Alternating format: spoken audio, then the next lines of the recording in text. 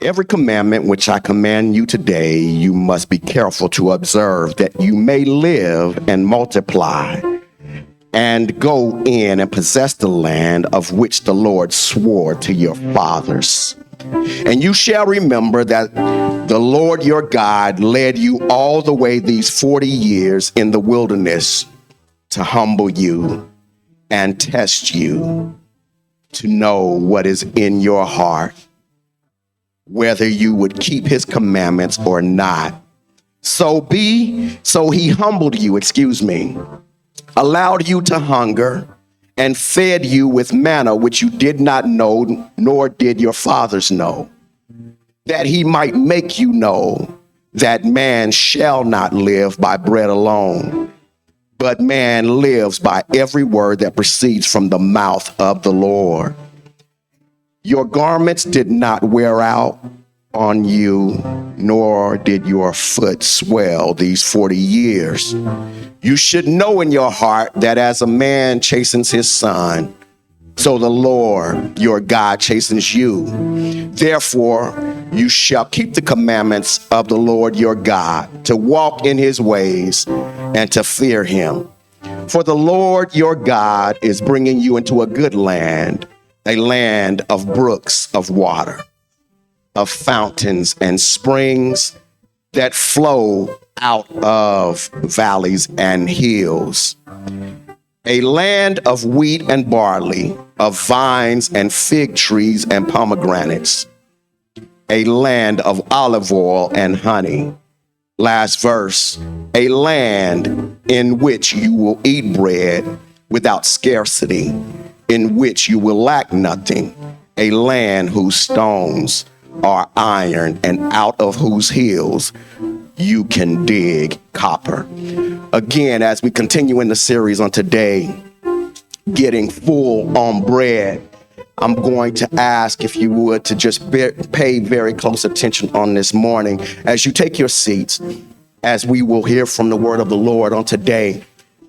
I made reference on last week, to this particular passage, though you didn't read it. And the Lord spoke to me even after I left on last week. His intent on today, as he has spoken, is that not to move too quickly and not to want to shift too fast, to speak something new, but to regurgitate some of those things that you may have missed and some of the things I may have missed on last week. We share intently that all of us, even in this room, I am not going to mince my words on today, but I do believe that throughout society, and in particularly in the church, where we're all looking for a great day and a happy time, and we want our lives to just reflect what we imagine it to be. But I think that many of us are really struggling in this day and time to just put a smile on your face and it to last longer than an hour. Yeah, our smiles are fleeting. They're very temporary. It's almost as soon as something good happens, something bad comes around the corner. But I want to encourage you on today to not be faint of heart, as I know that even as I was approached earlier this morning for prayer for someone, it was the Lord solidifying the message for today. As we have talked about, man shall not live by bread alone, but by every single word that proceeds from the mouth of God. Every word. I have to be emphatic with that, because every word is not going to be peaches and cream. Every word is not going to sound like it's building you up. Every word is not going to sound encouraging. Every word is not going to be enlightening. Every word is not going to make you laugh. Every word won't make you feel good. And the truth is, we all want to just feel good. It says in this text, as the children of Israel are about to go over into the promised land, they are being reminded of how faithful God has been for the past 40 years, how God has been diligent. He's been a keeper of his word. He never failed. He never wavered. He never even thought twice to take back what he said. And it's easy to read this in this text and to think, how can I apply this in my life? And there's so much that comes out of this series that it keeps drawing me back into how God continues to work my life, even though I think my life is already simplified. It's not that simple. We set out to achieve a goal. Those of you who are working, you're looking to retire. Those of you who have children are looking for them to be adults. Those of us who believe that we have a starting point, we can focus on the finishing point or the finish line. But I think that we get really caught up in the regiment of our own life, day in, day out, process in, process out. It's the same over and over again. Here, he is reminding the children of Israel. He says, listen, I want you to not forget where the Lord has brought not just you from, but what he brought you through. Many of us will look at a place, but I have to look at the process. And it's hard to look at my life and not look at the process. I can look at where I started, but I didn't get here just from going from point A to point B. In this text, he says, I brought you through the wilderness these 40 years to test you. I brought you through it to humble you. I brought you through this wilderness just to see if you would keep my commandments.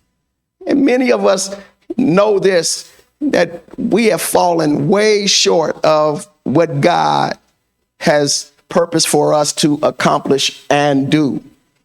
Though he's done his part, ask yourself if you, in fact, are doing your part. He said, I want you to be reminded of all the things. Even in here, he says to the children of Israel, he said, even for 40 years, you didn't have to buy new shoes. He said the shoes that you had, they didn't even wear out. He said, and you didn't even get corns or bunions on your feet from walking for 40 years. That I had more than Dr. Souls in your shoes. I had Dr. God in your shoes. You didn't have to worry about the terrain that you would walk over. You didn't have to worry about it being just pavement or smooth, but I gave you the shoes that would take you across any terrain. Some of us are wearing, nice shoes that, typically even the ones that I have on the soles are not designed for me to run out there on the pavement. Some of us have sneakers on, but they're not designed for you to go into the finest of restaurants. But God is the one who puts on your feet the shoes that are for the preparation of his holy mission. I'm trying to just hear God, because he wants to make sure that you know that your life is not just with one valley, doesn't come with just one valley. It doesn't come with just one hill. It doesn't come with just one pit. It doesn't come with just one gravel road. It comes with many. And the truth is that we can see the end result, but we don't know how many hills and valleys we got to climb to get there. Being from Las Vegas, the scene is very amazing. If you have not been there, the city is in the valley and it is surrounded by mountains. And if you are not careful, you would think that the mountains are a hop, skip, and a jump away. They seem like they're sitting right on top of you. You could almost reach out and touch it. But you would find that once you get in the car to start driving, that the more you drive, it seems like the further away the mountain gets. Like many of our lives, you see it as being close, but the more you walk, the more you journey, the further it gets away. This is the one thing that I realize about a mountain is that you can focus on a point. You can say, I'm going to go to that mountain peak. And you start out for that mountain peak and you find out that you dip down in the valley, come up another hill, get to the hilltop and think that is the peak that you pointed out, only to discover that ain't it. Because it's way over there.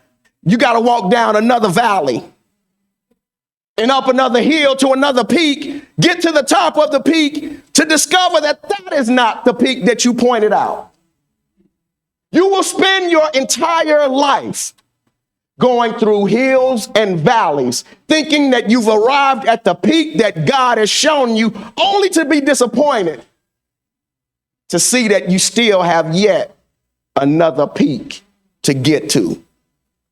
He says, I had to circle this in my Bible because in verse number 7, he said, for the Lord your God is bringing you into a good land.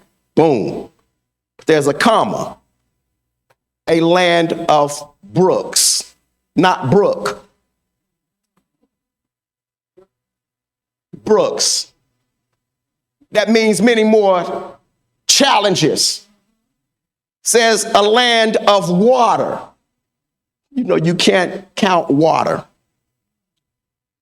Says of fountains, not fountain, but fountains. And springs that flow out of right here. Valleys. Valleys. Now, I want you to pay attention because it is right up under our nose that the Lord is showing us that our journey is going to be more valleys and hills than we ever expected them to be. God, we start celebrating the achievement and the accomplishment.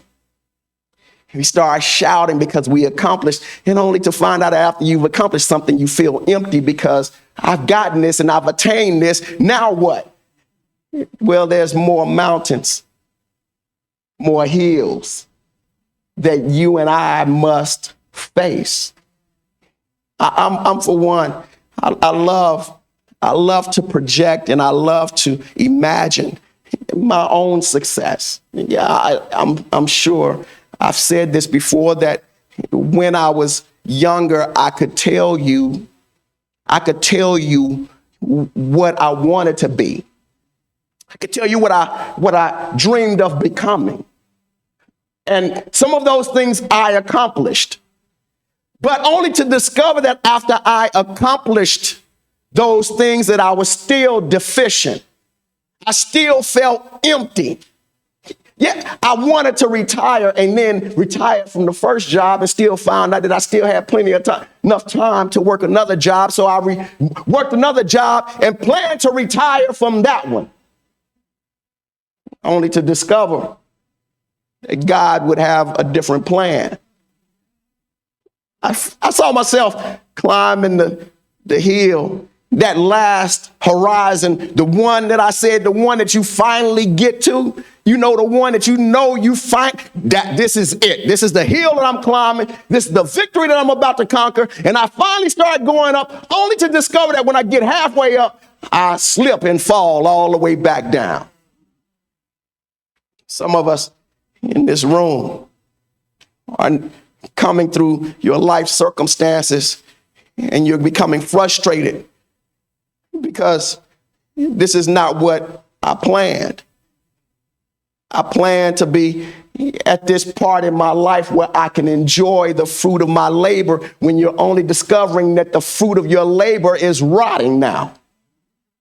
Seems like it's taking you so long to get here that you can't enjoy the fruit that you labored for. Sitting there that he says, you focusing on the bread. You want to celebrate. You want to just be at peace and rest when in fact you must work the works of him who sent you while it is day. Because when night comes, nobody's going to be able to work. I have to do this because the Lord told me to do this. Minister Albert, if you would take one of these chairs, put over here.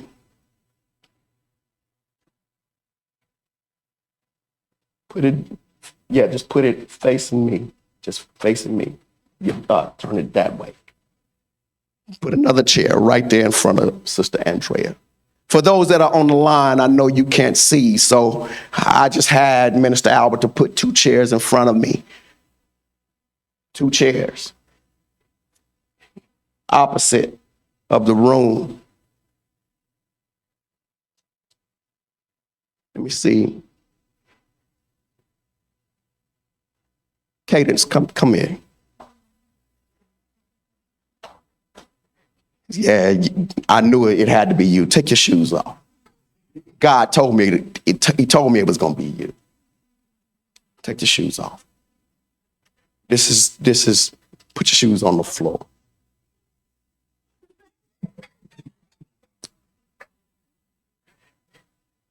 I want you to step up in that chair. Help her up there. Just step up there. Now, I want you to this is what I want you to do. Because many of us have been duped into believing that our life's process, that when God has spoken to you about your life, that it just happens. You think that it's going to just happen and materialize just because he showed it to you. Cadence represents what God has shown you in your sleep. You in your sleep. And what you see is you see over here, which is the chair across from her. We wake up from our dream and we think that instantaneously that the cards are going to fall in our favor. The stars are going to line up to us. We see what God has said, but the truth is we start to wane in our belief because it doesn't look like what he said. He says, I have given you a land. I have given you a promise. I've given you a dream. I've given you a vision. I've given you a purpose. He said, know that when it comes to fruition, whatever you do, don't forget me. Whatever you do, don't forget your commitment to me because I'll always be committed to you. He says, I'm so good that I'm going to give you what I want you to have first. But when you get there, just remember, I'm your God. What you get is not your God. The The new job is not your God. The new boyfriend is not your God. Oh, the money that you have been aspiring to get, even though the stock market is up, your money is not your God. I know you wanted this nice car and you wanted everybody to look at you and the fine house, but I want you to know it's not your God. Yeah, you raised your children and they're mannerable and you love them and they're obedient. He said, but don't mistake your children for your God. Remember, though they do what I say, oh yeah, they're yes ma'am and no sir, and they take the trash out and they wash the dishes. But he said, don't get comfortable with your own accomplishments. Says, no matter what happens, just remember that I'm faithful. Cadence, this is what I want you to do, because I think we all need to see this. Because some of us in here are faking. We are demonstrating how good God has been, but we don't want to tell nobody our raggedy story.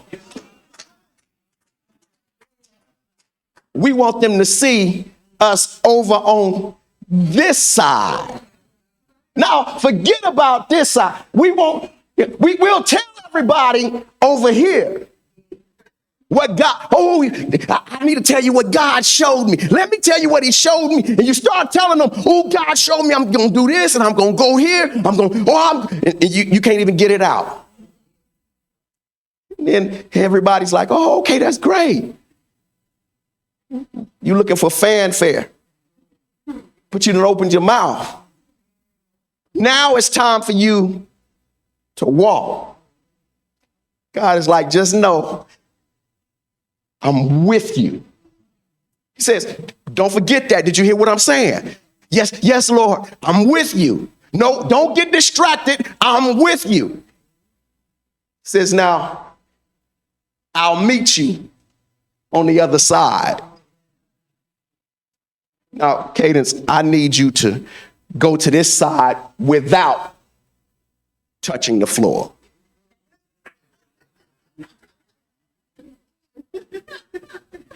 And I know.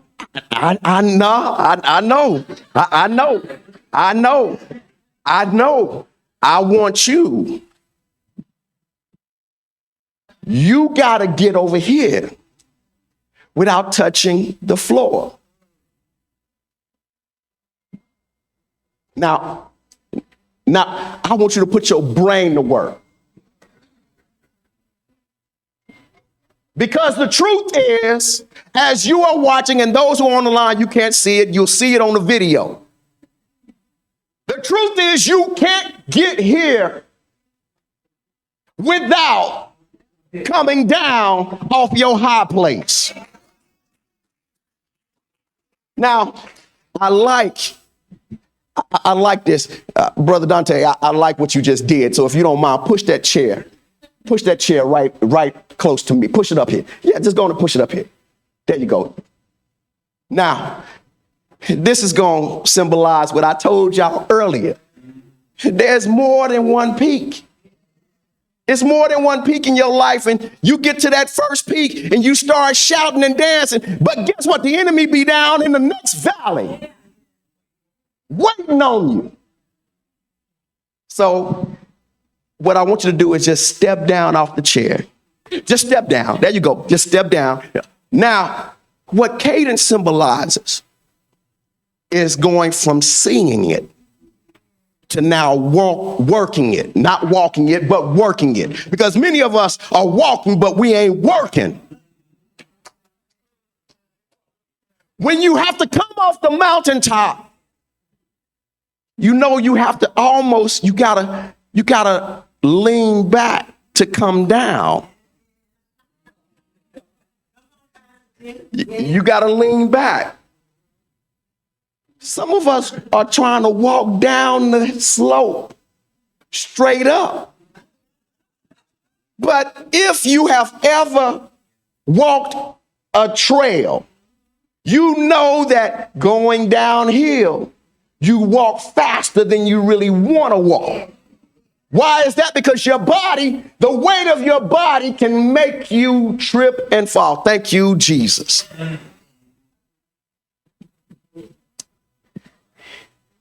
Not just the sin, but the weight also. So that's why you got to lean back. And when you lean back, you're leaning on Jesus. Many of us, we start accomplishing because we think that God has done his work. And we start celebrating the work that God has done. And then we want to kick God to the curb. Because now we're coming down, and we're coming down by ourselves, only to realize we're coming down standing straight up. Take a few steps.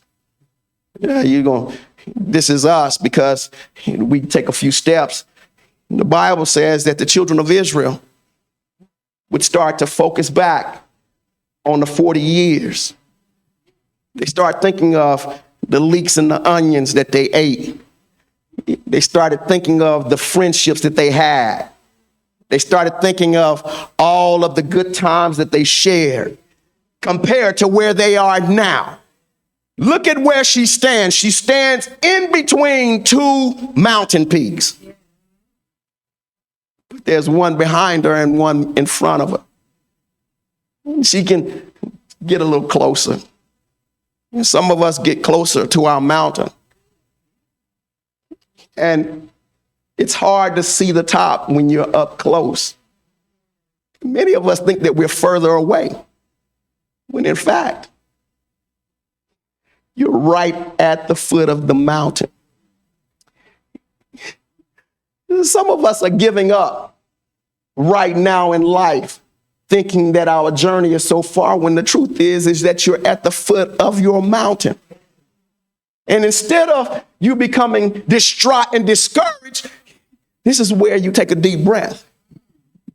This is where you take a spiritual deep breath. Why? It's because now you are going to have to lean back. Right? Now, you're not just leaning back, but it's going to change your trajectory when you start to climb the mountain, because you can't lean back anymore. Once you start climbing the mountain, guess what you have to do? Let me step up on this chair. Now, Cadence, I want you to turn around and look at where you came from. Now turn around and look at where you're going. You notice that she's halfway between where she started to where she's going. All of us sitting in this room, we would rather look back than look forward, when going back is just as far as going forward. Who in their mind would take a trip? I've said this in driving.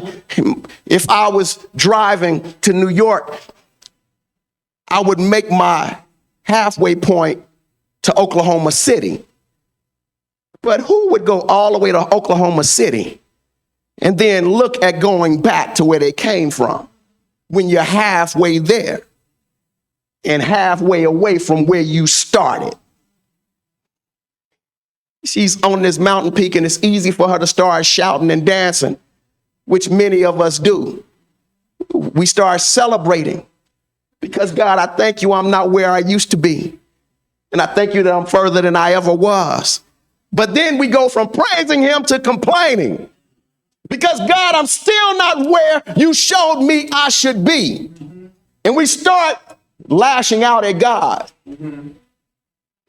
He's like, okay, you're not there yet. I need you to focus on where you're going.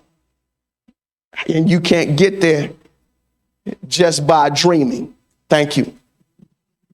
I say this, that God is the one who shows you a vision. A vision gives you all the details of what it's going to take to get there. But some of us are dreaming, because in a dream, you only get a small segment. A dream is good as long as you're asleep. The dream makes you feel good as long as you're asleep. How many of us have had great dreams and woke up disappointed? I just knew it was real. I dreamt that I had won $100 million and woke up and found out that your bank account was negative $136. Step down. Now, this is symbolic of us coming down off the second peak or the third peak or the fourth peak. Some of us are in our 10th, 12th. Some of us have experienced, it's not just one or two. Many of us on our 20th or our 50th. There are multiple valleys and multiple hills to climb. But in the valley before, she was able to walk. Get down on your knees. This is symbolic of what happens. This is symbolic of what happens when you get closer to who God has called you to be. That you no longer can do it like you did in the other valley. You can't walk in that valley. Sometimes you have to get on your knees in the valley. Maybe you feel like you can't walk. Maybe you feel like your knees are not enough. Just lay prostrate. Not prostrate, roll over on your stomach. This is the posture of humility. God, I know I'm far away. God, I'm far away. It seems like I can't even get close to what you showed me. But God, I don't have the energy. He said, just lay there. Just lay there. And here's the thing, that what he does is he won't come pick you up. But what he does is he'll come and he'll give you strength. He'll give you strength. And it's spiritually where the Lord will say, come on, get up, get up. You can do it. You can do it. Yea, though I walk through the valley, shadow of death. Don't fear nothing that's around you. Now, I want you to turn around and look at where you came from. Now, there are two mountain peaks that she's come by. Many of us are in her position. Turn around and face. Many of us are so close that we look far back at where we have come and wish we were back there because we can identify with where we were. But God is saying, you are not your past. I use your past as a tool. You are no longer in bondage with where you've come from, but you're free with where you are going. Don't focus on that. Step up a little closer. We're almost done. I'm almost done. Oh, I'm almost done. Yeah. She says, here it says at this point, it says, look at how close you are. And she's indicative. It's okay. It's okay. It's okay. It's indicative of all of us where we get closer and closer to God and what he has purposed and designed for you, and the enemy is wreaking havoc behind you, trying to get you off focus from what's in front of you. So he'll have you keep turning around, looking at where you've come from, saying, God, how could I get this far? Look at everything that I've done. How do I deserve to walk on this mountain? When he says, I've given it to you. Just thank me for it. But remember that I'm always faithful. Don't talk about your deficiencies. Don't talk about what you can't do and what you haven't accomplished. But I can do all things through Christ. Who doesn't carry us up the mountain, but gives us strength to climb? Step up there.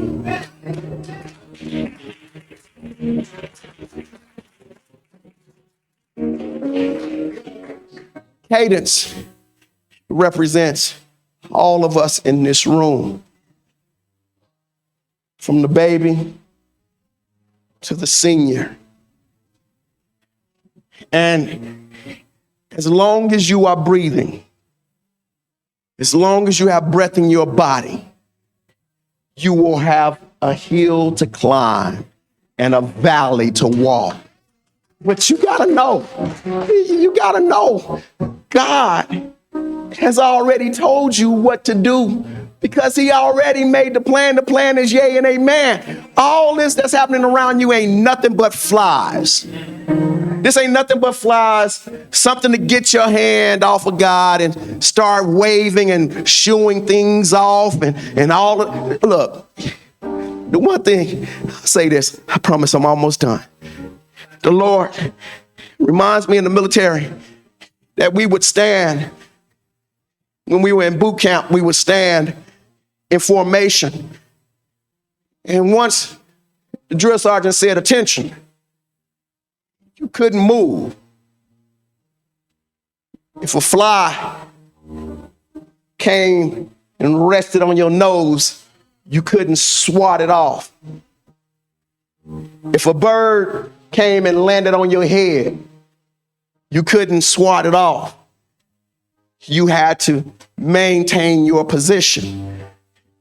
Many of us have given the devil more credit, because the enemy is the one that's dancing around, acting like he gonna hit you, acting like he gonna destroy you, acting like he gonna kill you, acting like he gonna take everything from you, and you getting frazzled, and God is like, maintain your position, because he can't do nothing to you.